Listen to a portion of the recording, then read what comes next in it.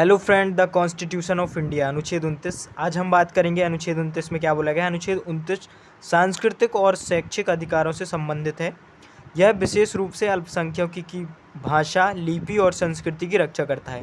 मतलब जो अनुच्छेद 29 है इसमें मेन बात ये बोली गई है कि सांस्कृतिक शैक्षिक अधिकारों से संबंधित है। यह विशेष रूप से अल्पसंख्यकों और भाषा, लिपि और संस्कृति की रक्षा करता है। जो अल्पसंख्यक है उनकी भाषा, उनकी लिपि और उनकी संस्कृति की रक्षा करता है। इसका अनुच्छेद 29 का फर्स्ट पॉइंट क्या बोलता है कि भारत के किसी भी भाग में रहने वाले नागरिकों का कोई भी वर्ग जिसकी अपनी अलग भाषा, लिपि व संस्कृति है उसे सुरक्षित रखने का अधिकार है।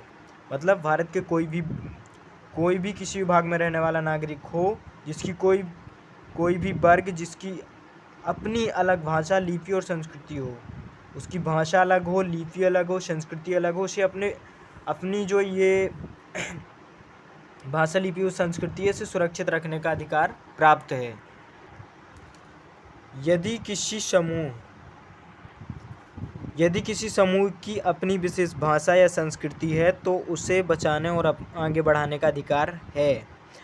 अनुच्छेद 29 में ये बोला गया। अनुच्छेद 29 का 2 क्या बोलता है कि किसी भी नागरिक को राज्य द्वारा संचालित या राज्य से प्राप्त शैक्षिक संस्थानों में प्रवेश देने से केवल धर्म, जाति और भाषा आदि के आधार पर मना नहीं किया जा सकता। अनुच्छेद 29 का दूसरा पॉइंट क्या बोलता है कि किसी भी नागरिक को राज्य द्वारा संचालित या राज्य से सहायता प्राप्त शैक्षिक संस्थानों में प्रवेश देने से, मतलब सीधा इसमें ये बोला गया है कि जो राज्य द्वारा, सरकार द्वारा संचालित शैक्षिक संस्थान हैं उनमें उन्हें प्रवेश देने से केवल इन आधारों पर मना नहीं किया जा सकता।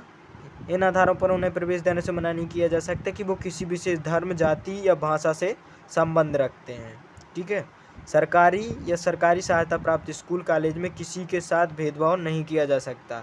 केवल उनके जन्म, उनके धर्म, उनकी जाति और उनकी भाषा के आधार पर।